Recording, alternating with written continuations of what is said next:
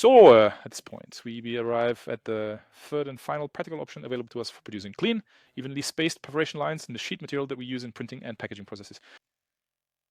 We go back into the cut layer, click up here at the top so that all the lines are selected again. And now we switch to the stroke panel. From there, it's really simple. We just enable the dashed line option and you'll see the stroke change to an alternating pattern. In this case, a long dash of 100 units followed by a very short gap of 2 units repeating along every selected path. And you can then vary that too, depending on how strong the adhesive film is and how easily or how difficult you want it to be to pull the layers apart again. That choice affects how the material behaves in practical use and also influences how you need to handle it during manufacturing or when you peel it off by hand. Let's take a look at it. And now what we can see here is that we actually have some real interruptions or breakpoints in the film. The main difference is that with this kind of line layout, the plotter will actually come to a full stop at the end of a continuous cut rather than glide through. At that point, it lifts the blade, travels to the next start point while the blade is raised, and only after it reaches the new position does it lower the blade again and resume cutting the next segment. This is significantly more precise than the hardware perforation because we're not just moving across the material and relying on the knife's force, but here it is truly stopped at that exact point, and the entire assembly is then moved upwards. This process is considerably slower, but in turn, it is much more precise. So, and now there's one final point I need to make that is absolutely crucial when you're perforating these paper sheets by hand, very carefully. We can now see the broken lines here,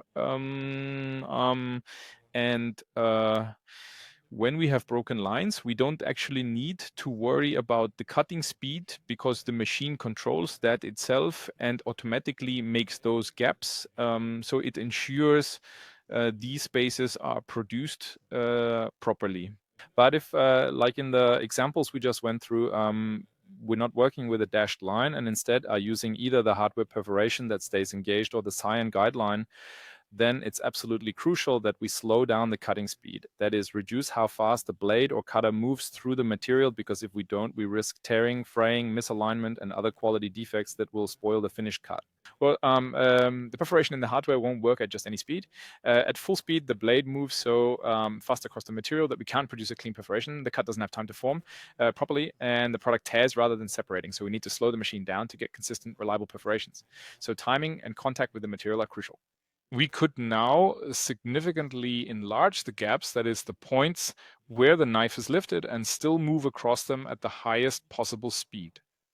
The recommendation that we have right now is that we should reduce the operating speed here on the VS unit somewhat, for example, down to 200, and likewise reduce the contact or clamping pressure to a value there that is appropriate and suitable for this situation.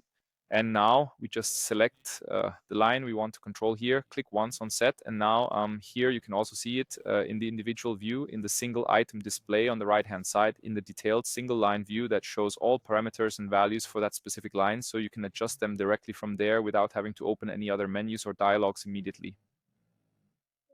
A path is a defined FS and VS. And so from within the plugin, we control the speed of the device during the perforation process.